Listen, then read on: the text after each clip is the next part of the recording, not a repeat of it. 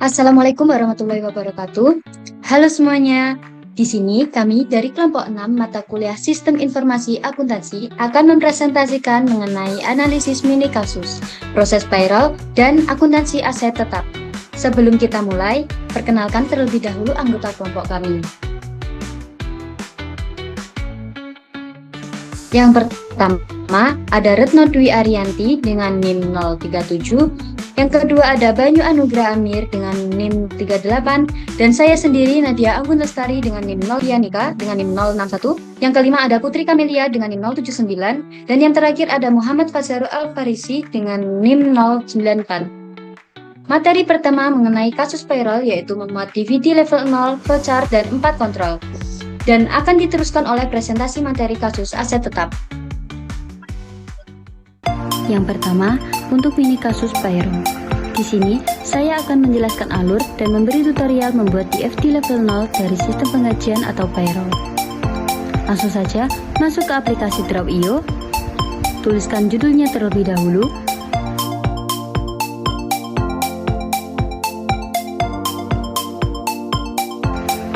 pilih shape persegi panjang yang menggambarkan entitas eksternal seperti pelanggan, karyawan, ataupun manajemen.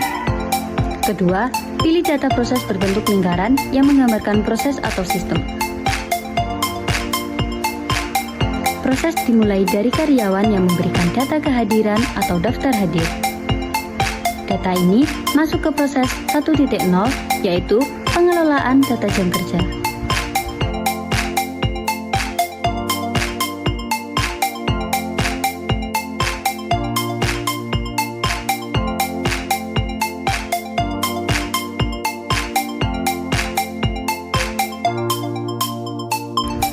Di sini, sistem mencatat dan mengolah jam kerja berdasarkan bukti kehadiran serta jadwal karyawan.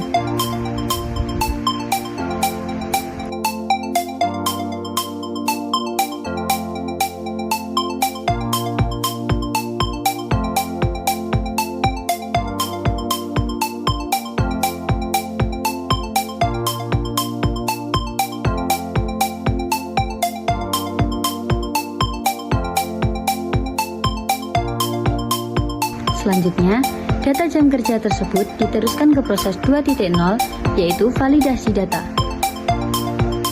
Pada tahap ini, HRD melakukan pengecekan data kehadiran. Jika ada data yang tidak sesuai, akan diperbaiki terlebih dahulu sebelum masuk ke proses berikutnya.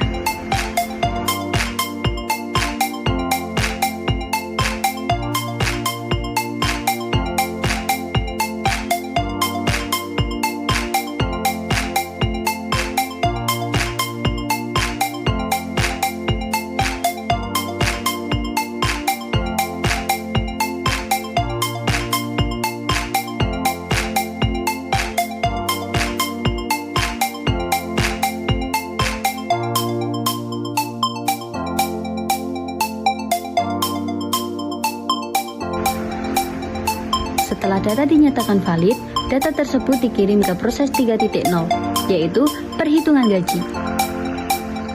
Pada proses ini, sistem menghitung besar gaji yang diterima setiap karyawan berdasarkan jam kerja, kategori gaji, tunjangan, potongan, dan komponen lainnya.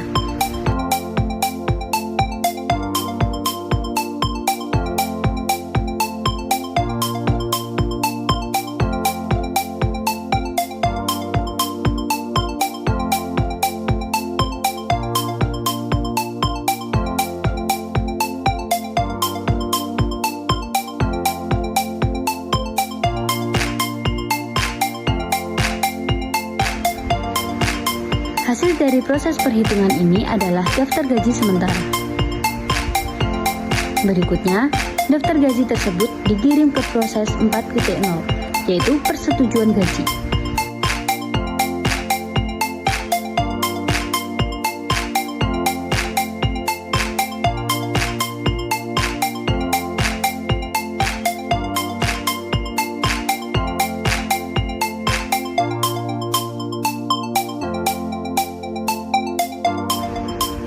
Dalam tahap ini, pihak manajemen memeriksa dan menyetujui daftar gaji. Jika sudah sesuai, daftar gaji final dikirim ke bagian keuangan.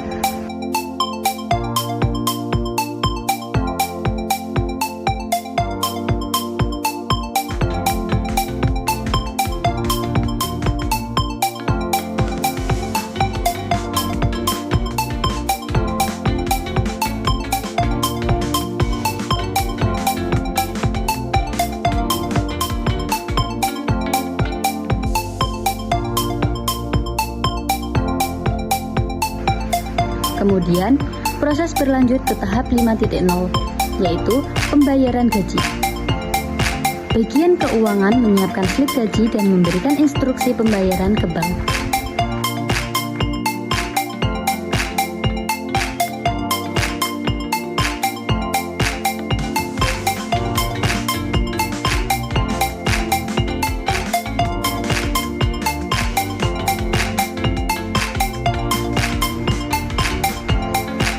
Tahap terakhir adalah proses 6.0, yaitu penyaluran dana.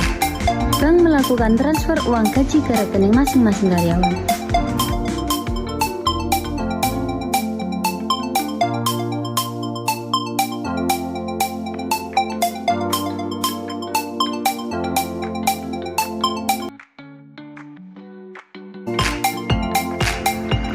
Dengan begitu, proses penggajian selesai dan karyawan menerima gaji. Itulah penjelasan alur data pada TFT level 0 sistem penggajian payroll. Mulai dari pencatatan jam kerja hingga penyaluran dana ke rekening karyawan. Dalam sistem ini, proses penggajian menjadi lebih terorganisir, akurat, dan efisien. Halo semuanya, pada video kali ini kita akan membahas alur proses penggajian atau payroll system. Pertama-tama kita buka dulu aplikasi Microsoft Visio. Nah, kemudian kita pilih bagian flowchart. Pilih cross functional flowchart. Kita tunggu dulu prosesnya. Nah, kalau sudah muncul kayak gini, kita tinggal rapikan saja ya teman-teman.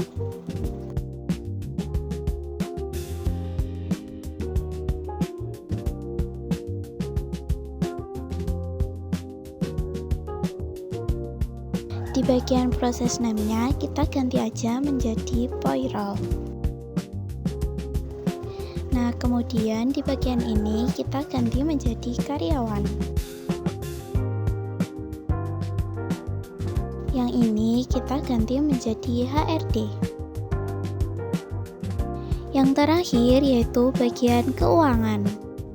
Pertama, proses dimulai dari karyawan yang melakukan absensi setiap hari kerja. Nah, masukkan dulu terminatornya, tulis mulai, kemudian masukkan proses. Di sini prosesnya yang pertama yaitu karyawan melakukan absensi. Dari absensi tersebut akan terbentuk jam kerja dan jam lembur karyawan.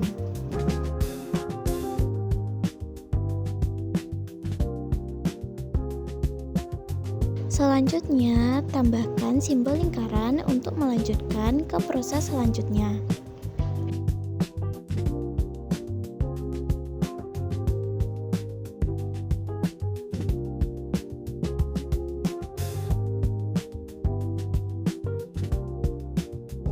Setelah menerima data dari karyawan, HRD membuat daftar jam kerja, lalu menginput data tersebut ke dalam sistem penggajian.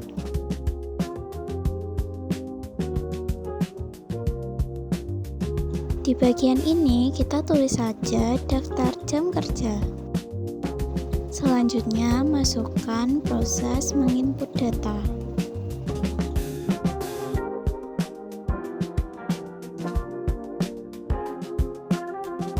Nah, ini kita tambahkan simbol segitiga terbalik untuk proses pengarsipannya.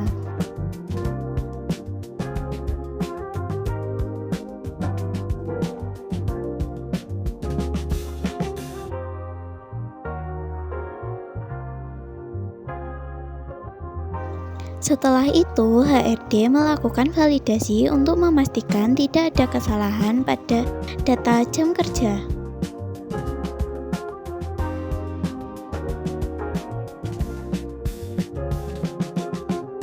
Kemudian masukkan proses. Di sini prosesnya ada dua ya teman-teman, yaitu jika divalidasi dan juga ketika tidak divalidasi.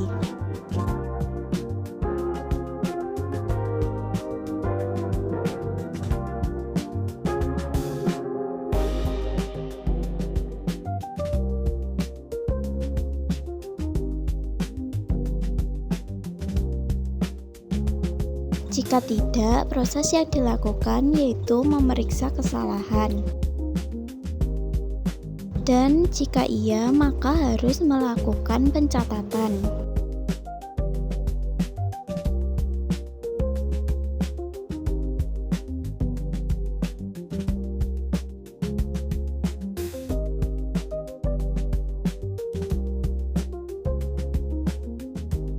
Dari data tersebut, maka akan menghasilkan daftar jam kerja yang valid.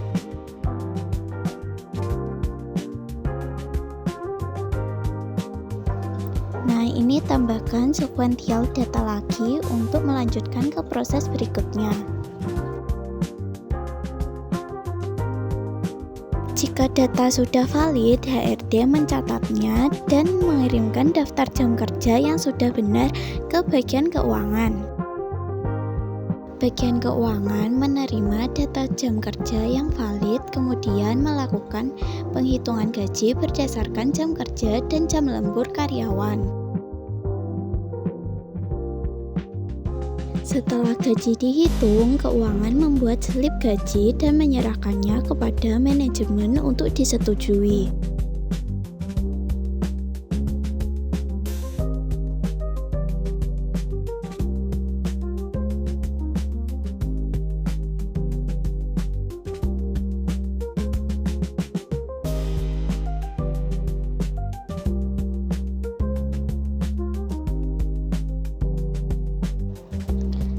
Ini kita ambil dulu simbol decision-nya.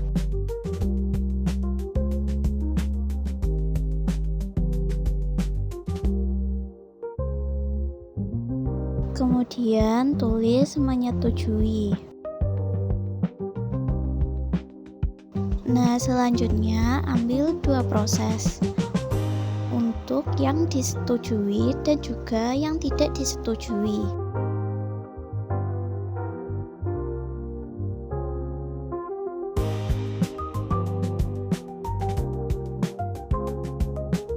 Jika belum disetujui, slip gaji akan dikembalikan ke HRD untuk diperbaiki. Dan apabila sudah disetujui, maka harus melakukan proses pembayaran gaji.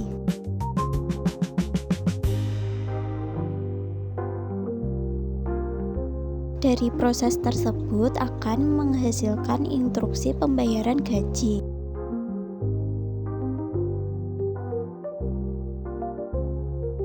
Jika sudah disetujui, keuangan melanjutkan dengan melakukan pembayaran gaji dan mengeluarkan instruksi pembayaran kepada bank.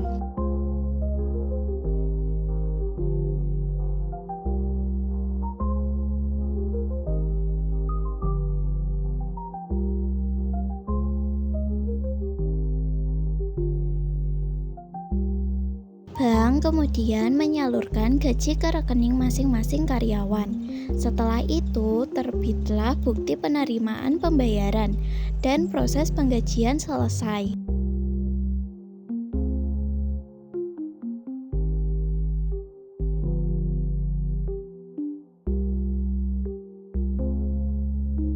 Nah, itulah alur lengkap sistem penggajian, mulai dari absensi karyawan, pengelolaan data oleh HRD, hingga pembayaran oleh bagian keuangan. Semoga video ini membantu kamu memahami proses payroll dengan lebih mudah. Kontrol bukti. Pada tabel ini terdapat 4 kontrol utama dalam proses penggajian. Yang pertama, otorisasi data kehadiran dan lembur oleh atasan sebagai kontrol pencegahan untuk menghindari manipulasi atau salah input jam kerja.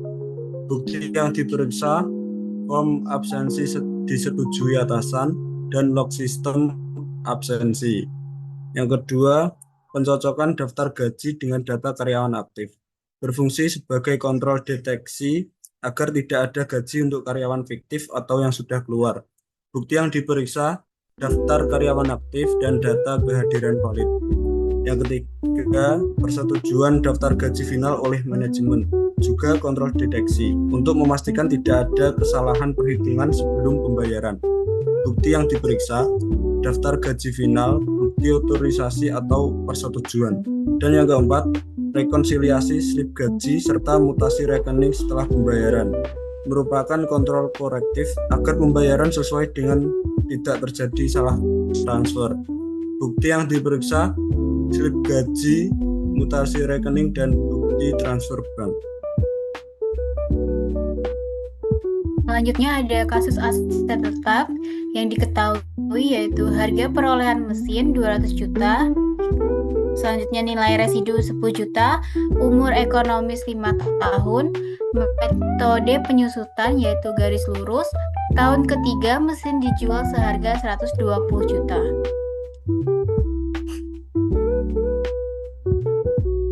Hitung penyusutan tahunan menggunakan rumus metode garis lurus.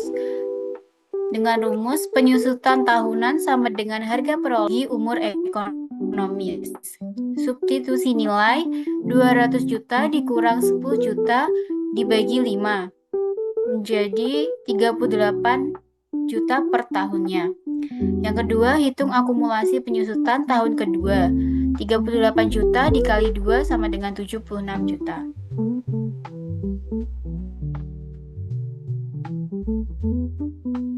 Jurnal penyusutan tahun ke-1 dan ke-2.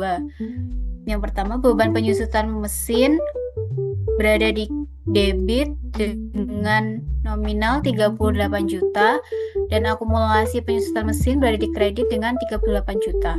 Begitupun dengan tahun kedua. Selanjutnya akan dijelaskan oleh rekan saya.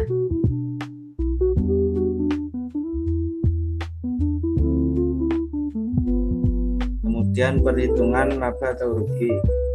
Diperoleh harga perolehan mesin sebesar 200 juta, kemudian nilai buku yang tercatat sebesar 124 juta, dan harga jualnya sebesar 120 juta.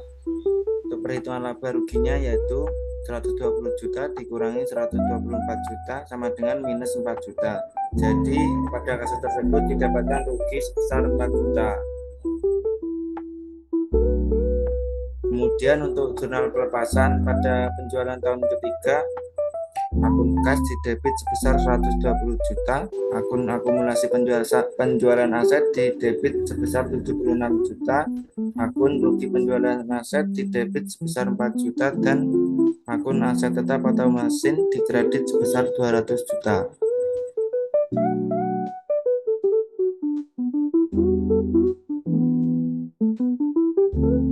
Lalu existence dan valuation beserta bukti. Yang pertama yaitu pemeriksaan fisik aset tetap atau physical verification.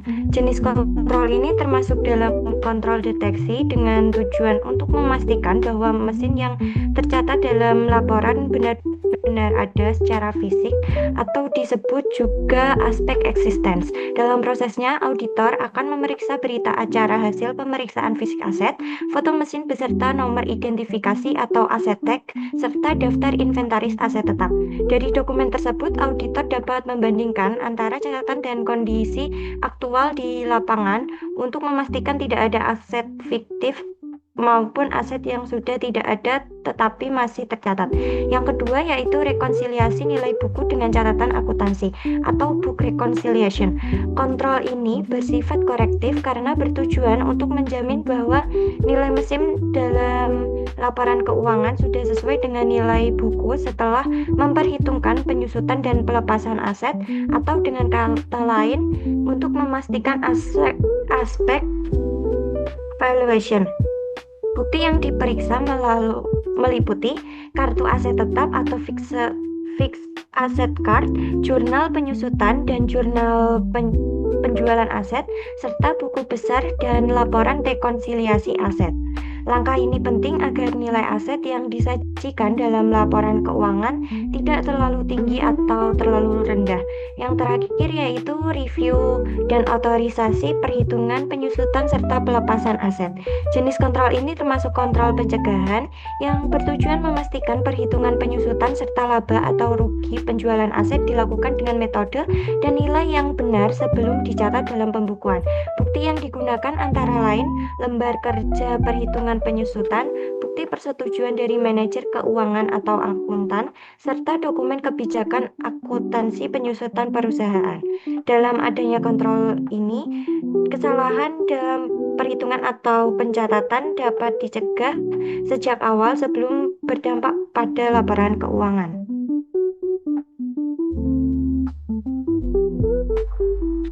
Baik, teman-teman, itu tadi rangkaian presentasi dari kelompok kami. Terima kasih banyak untuk semuanya yang sudah menyimak sampai akhir. Semoga apa yang kami sampaikan bisa bermanfaat dan menambah wawasan kita semua. Kalau ada kekurangan dalam penyampaian kami, mohon maaf sebesar-besarnya. Sekian dari kelompok kami. Terima kasih atas perhatian dan waktunya. Wassalamualaikum warahmatullahi wabarakatuh. Waalaikumsalam.